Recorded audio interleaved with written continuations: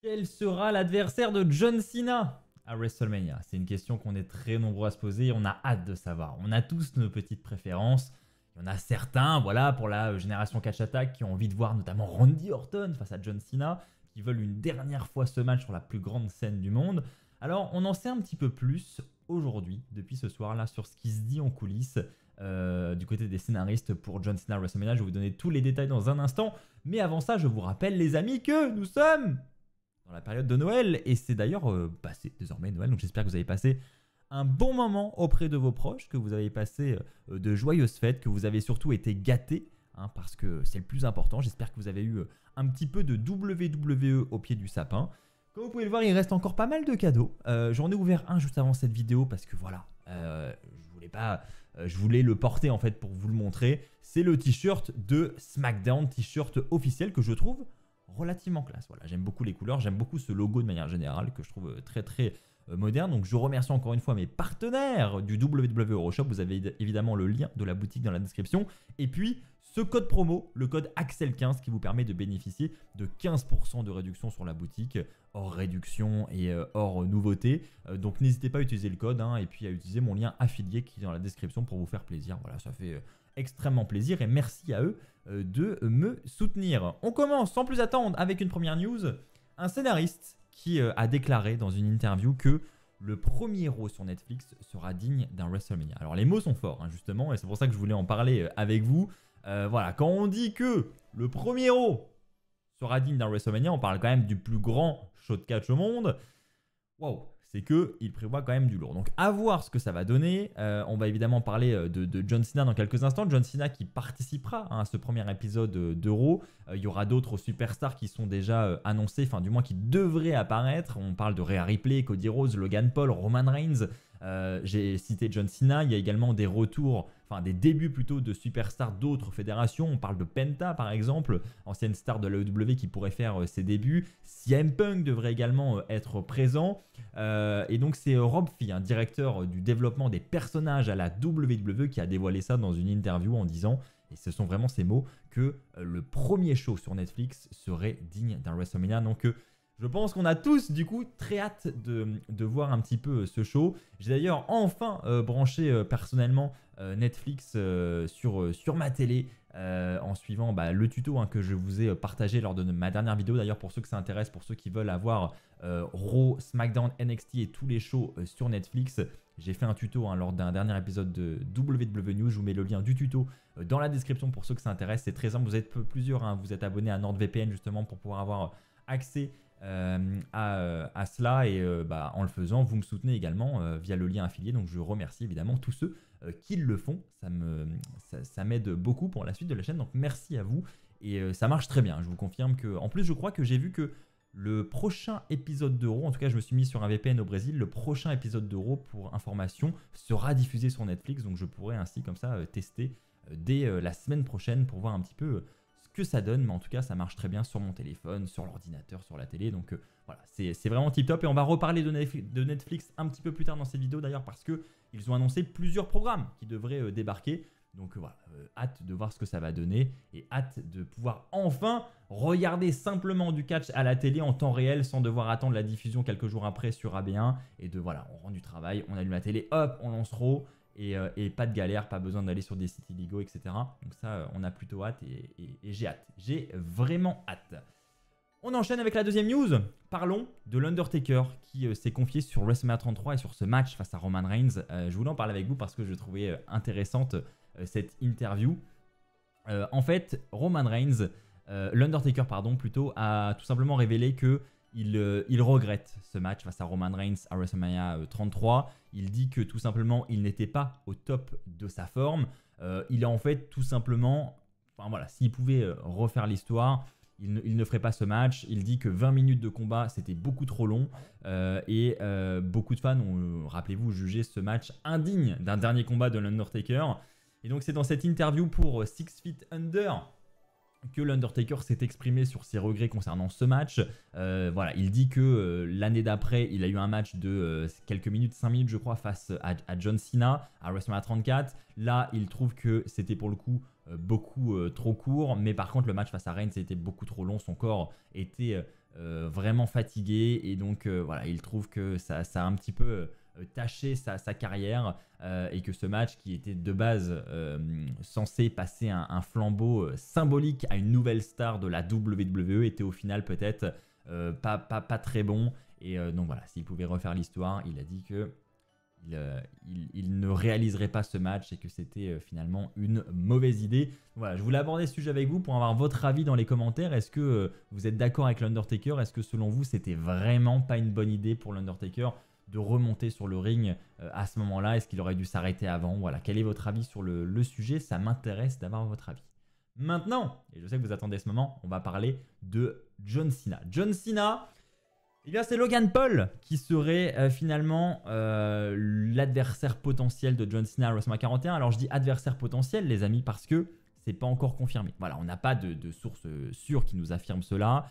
Il va falloir attendre. Les plans peuvent évidemment encore changer, mais en tout cas, c'est WrestleVotes qui nous informe de ça dans le dernier tweet qu'ils ont posté aujourd'hui.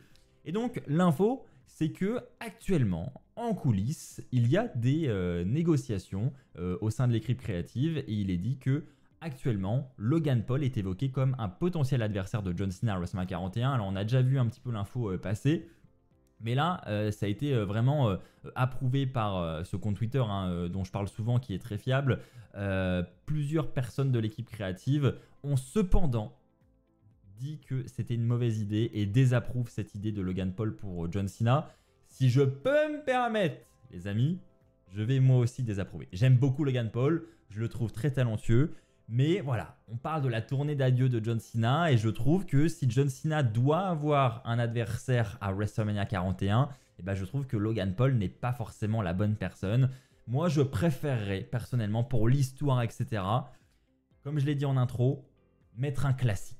Mettre un classique pour ce dernier match de John Cena à WrestleMania. Alors, dernier match, on va en reparler d'ailleurs, peut-être pas, mais en tout cas, pour ce match de tournée d'adieu, si je devais choisir un adversaire, ce serait vraiment un adversaire historique de John Cena. Je pense donc évidemment à Randy Orton par exemple, mais voilà, si on peut rêver, si on peut aller plus loin, même si voilà en termes de contrat, je pense que ça le fera pas. Un Edge par exemple serait également incroyable, mais là pour le coup c'est pas envisageable. Mais voilà, rien qu'un Randy Orton, je trouve. Vous allez me donner votre avis les amis dans les commentaires, mais je trouve que ça a déjà, c'est déjà une plus grosse affiche pour WrestleMania, même si encore une fois je trouve Logan Paul très talentueux et voilà, ça serait pas non plus un match dégueulasse, loin de là je pense, et on pourrait avoir même une très bonne rivalité je pense, mais c'est pas ce dont je rêve actuellement, voilà, pour être totalement honnête. Et donc je voulais parler aussi le dernier match de John Cena à WrestleMania. Il est dit aussi, ce même compte Twitter rapporte que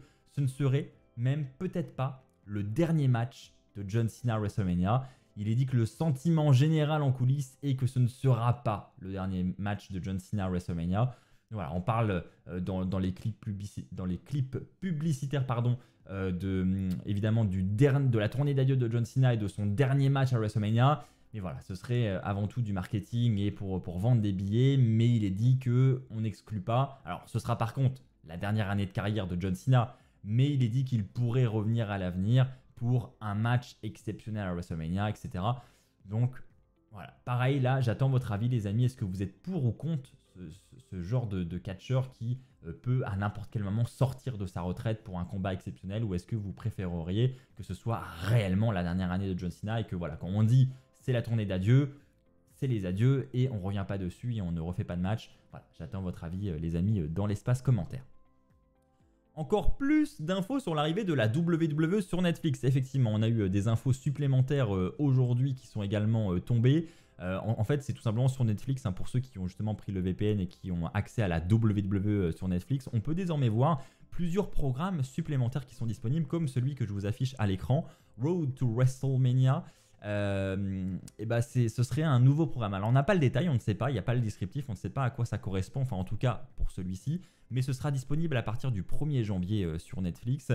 Et il y en a d'autres en fait, voilà tout simplement, il y a d'autres émissions qui vont apparaître. On a notamment Legends Profile qui sera en fait des documentaires et des biographies sur les superstars de la WWE, donc ça je trouve ça très cool que la WWE et Netflix s'associent pour tourner ce genre de documentaire, parce que moi c'est le genre de truc que j'adore, donc je suis vraiment content pour le coup de pouvoir accéder à Netflix pour regarder ce genre de contenu. Et ils ont fait le même dérivé avec Superstars Profile, qui là sera des documentaires et biographies sur les superstars actuels, tandis que Legends, vous l'aurez compris, c'est sur des légendes. Donc sur le visuel, il y a Stone Cold Steve Austin, l'Undertaker, The Rock. Donc voilà, il y a beaucoup de superstars très intéressantes où voilà, une biographie documentée de la part de Netflix peut être vraiment très intéressante. Donc je trouve ça vraiment cool qu'ils aient mis ça en place. Il y a également l'émission Top 10. Donc Top 10, voilà, on connaît, hein, Top 10, c'est ils prennent je sais pas, les Hell in a Cell match par exemple, ils font un top 10 des Hell in a Cell. Voilà, j'imagine que c'est ce genre de choses. Donc Road to WrestleMania, j'en ai déjà parlé, on n'a pas plus de détails que ça. J'imagine que ça va être peut-être une compilation des meilleurs moments de la route vers WrestleMania là.